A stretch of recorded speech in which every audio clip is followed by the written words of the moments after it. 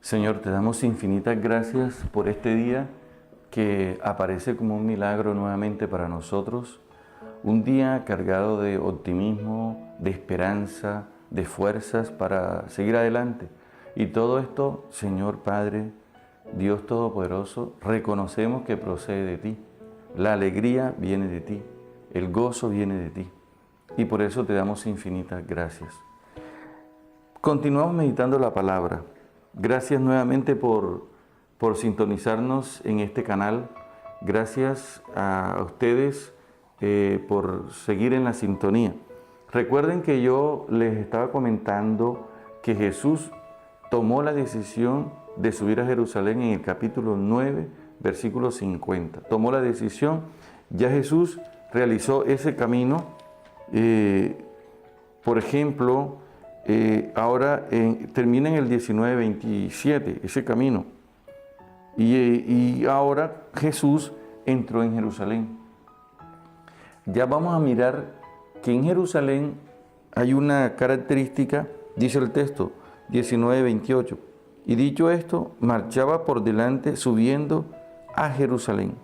Aquí encontramos nosotros entonces esta experiencia del Señor llegando a la ciudad santa. Y ahora todo va a estar referido a Jerusalén. Y en Jerusalén Jesús entró al templo.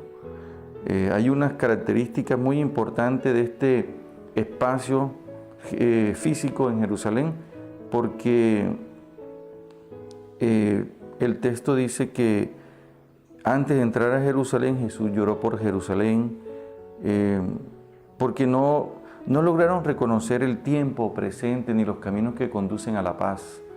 Ahora, fíjense ustedes que esta sección que empieza con el templo, usted va a mirar que va a terminar precisamente en el capítulo 21, versículo 37, donde dice: durante el día enseñaba en el templo y salía a pasar la noche en el monte llamado de los Olivos.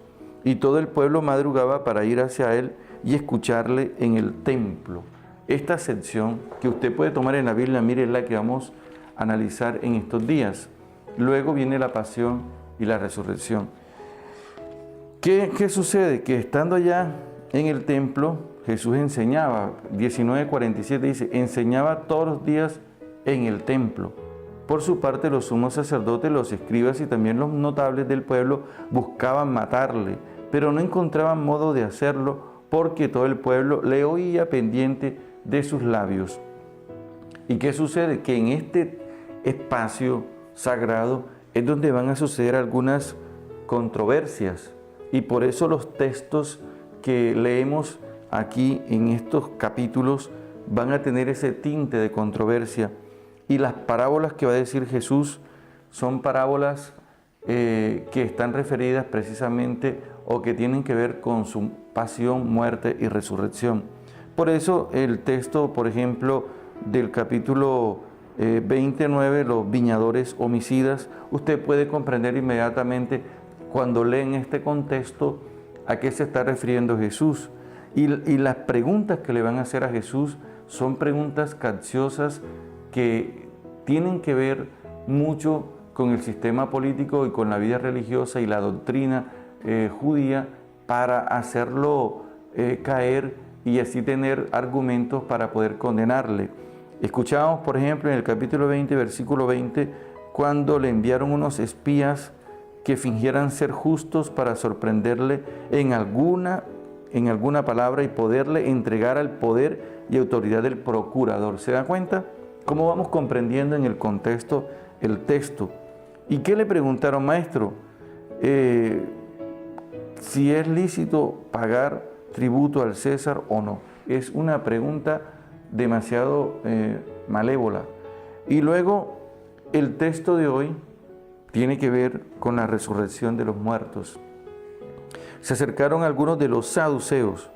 Fíjense, los saduceos son expertos en la palabra para justificar que no hay vida después de la muerte y que tampoco existen los ángeles.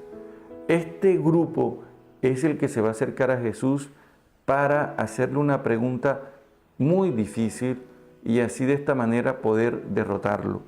¿Cuál es la pregunta? Se acercaron algunos de los saduceos, los que sostienen que no hay resurrección, y le preguntaron: Maestro, Moisés nos dejó escrito, si a uno se le muere un hermano casado y sin hijos, debe tomar a la mujer para dar descendencia a su hermano. Eso está en el libro del Deuteronomio, capítulo 25, versículo 5, y se llama la ley del levirato. Precisamente consiste esa ley en lo que acaba de anunciar este saduceo, y para preservar precisamente la descendencia. El primero tomó mujer y murió, sin hijos. La tomó el segundo, luego el tercero, y murieron los 7 sin dejar hijos. Finalmente también murió la mujer. Esta, pues, ¿de cuál de ellos será mujer en la resurrección? Porque fue mujer de los 7.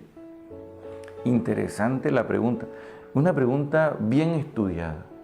Una pregunta con una lógica que, si Jesús no tuviera claro en su doctrina sobre la experiencia de la vida eterna, y que su doctrina fuera mentira, con esta pregunta se derrumba toda la argumentación que el Señor ha sostenido durante el camino. Y obviamente nuestro Señor Jesucristo, muy lleno de sabiduría del Espíritu Santo, dijo: los hijos de este mundo toman mujer o marido, pero los que alcancen a ser dignos de tener parte en aquel mundo, refiriéndose a la vida eterna.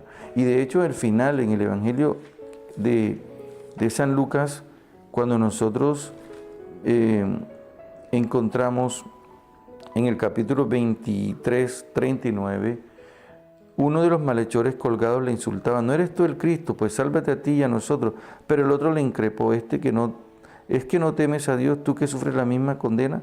Y nosotros con razón, porque nos lo hemos merecido con nuestros hechos. En cambio, nada ha hecho de mal. Y decía Jesús: acuérdate de mí cuando vengas en tu reino. Y Jesús le dijo: te aseguro que hoy estarás conmigo en el paraíso, refiriéndose a ese otro mundo como el paraíso que perdió Adán y Eva.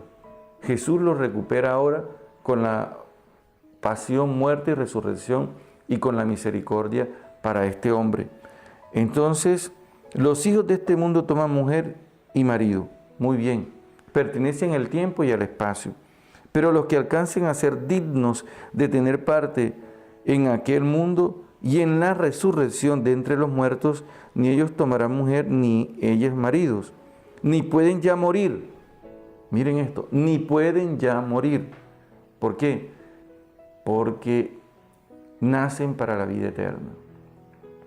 En diversos momentos yo he explicado que nacer para la vida eterna tiene algo de similar al nacimiento biológico de nosotros, porque nosotros estamos en el vientre de nuestra madre, donde experimentamos una seguridad.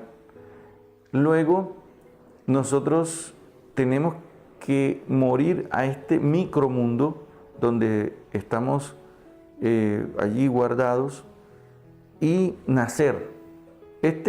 Abandonar este micromundo que es el vientre de la madre, y nacer, salir por el útero y morir a este micromundo para nacer a este mundo de montañas, de ríos, de mar. Y aquí, como si esto fuera una gran placenta cósmica, si se puede decir así, ¿qué sucede? Que nosotros, como estamos en el vientre de nuestra madre y no la podemos ver porque nuestros ojos están incapacitados, además están cerrados, y también está el obstáculo del vientre, la pared del vientre, no podemos contemplar a nuestra madre. Pero tenemos que morir a ese micromundo, nacer por el útero, salir, abrir los ojos y contemplar a nuestra madre. Igualmente pasa, nosotros estamos aquí y experimentamos la muerte de este mundo para nacer a la vida eterna, donde ya no vamos a morir. Y Jesús lo acaba de decir, donde ya no pueden morir, porque son como ángeles y son hijos de Dios por ser hijos de la resurrección. Es decir, que esta experiencia de la vida eterna es un regalo que Dios nos concede a nosotros y que nosotros creemos. Y que los muertos resucitan. Lo ha indicado también Moisés en lo de la zarza, cuando llama al Señor el Dios de Abraham, el Dios de Isaac y el Dios de Jacob. Es un Dios que ha actuado en la historia. No es un Dios de muertos, sino de vivos, porque para Él todos viven. Indicando y refiriéndose a Abraham, a Isaac y a Jacob, diciendo, están vivos ante la presencia de Dios. Pero la pasión, muerte y resurrección de Cristo es precisamente la que le va a dar ese sentido nuevo. Es quien nos va a dar la seguridad, la certeza. De hecho, la carta a los Hebreos, que muchas veces he citado ese texto, nos ayuda mucho a librarnos de ese miedo a la muerte. Yo digo que nosotros no tenemos miedo a la muerte porque al final la muerte es como un sueño, pero sí a lo que tenemos miedo es a la manera de cómo vamos a morir. Voy a buscar el texto de la carta a los Hebreos en el capítulo 2, donde habla precisamente que nosotros fuimos liberados de ese miedo a la muerte, para que, por gracia del Señor. Hebreos, carta a los Hebreos, capítulo 2, versículo 14. Por tanto, como los hijos comparten la sangre y la carne, así también compartió Él las mismas. O sea, Él asume nuestra naturaleza, y si asume nuestra naturaleza, experimenta la muerte como nosotros, para reducir a la impotencia mediante su muerte al que tenía el dominio sobre la muerte, es decir, al diablo, y liberar a los que por temor a la muerte estaban de por vida sometidos a la esclavitud. A ese miedo es que nos quiere liberar el Señor y darnos la esperanza de la otra vida como se la regaló al hombre que estaba muriendo con Él al lado de Él en la cruz.